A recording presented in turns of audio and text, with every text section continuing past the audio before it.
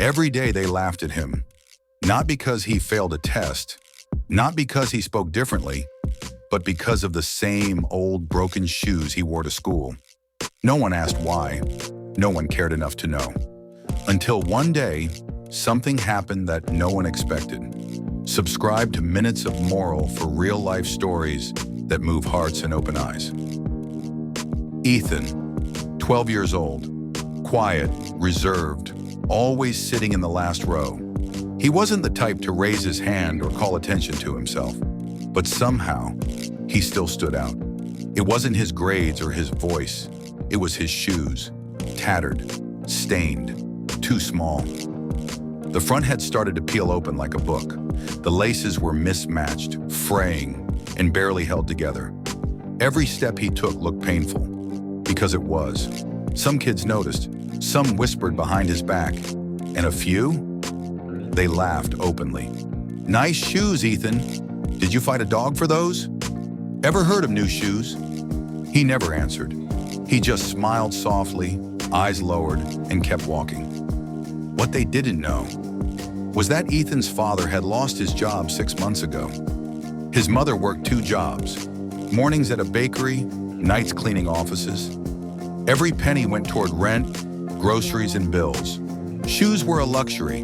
Food came first, warmth came second, and whatever was left usually wasn't enough.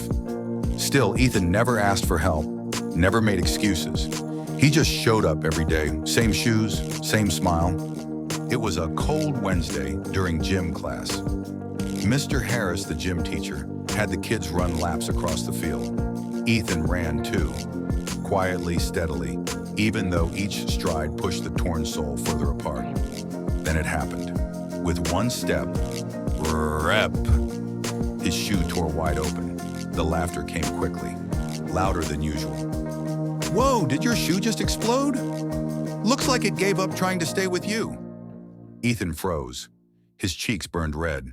He bent down slowly, trying to cover the hole with his hand. But before he could say anything, Mr. Harris walked over. The teacher knelt beside him, voice gentle. "Ethan, why didn't you tell anyone your shoes were this bad?" There was a pause. The field went quiet. Ethan looked down. His voice trembled as he whispered, "We just can't afford new ones. It's okay. I'm used to it." That silence, it was deafening. The same kids who laughed moments ago now looked away. Some stared at their brand new sneakers, bought last week. Others shuffled awkwardly, not knowing what to say.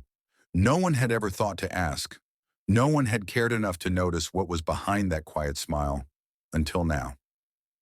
2 days later, Ethan walked into class, expecting nothing. But what he saw made him stop in his tracks. His desk was surrounded by boxes, big ones, small ones, colorful gift bags, shoes, new sneakers, clean trainers, casual shoes, running shoes. Inside each box was a note. Some had stickers, others had handwritten messages. But one stood out. "Because you deserve better." From your classmates. His hands trembled as he opened them, one by one. Some were brand new, some were barely used, donated by students who insisted they didn't need them. Others came with small envelopes of money. For Ethan, it wasn't about the shoes. It was about the fact that, for the first time, they saw him, they heard him, they understood. Tears streamed down his cheeks. Mr. Harris stood nearby, smiling gently. He walked up and placed a hand on Ethan's shoulder. "Today," he said, "they learned something more important than any lesson I could ever teach in this school." What's the lesson? Kindness is free, but its impact, priceless. Sometimes it takes just one moment, one question, one act of empathy, to completely change someone's world. What would you have done if you were in Ethan's class? Let us know in the comments. Like, share, and subscribe to Minutes of Moral, where simple moments create unforgettable stories.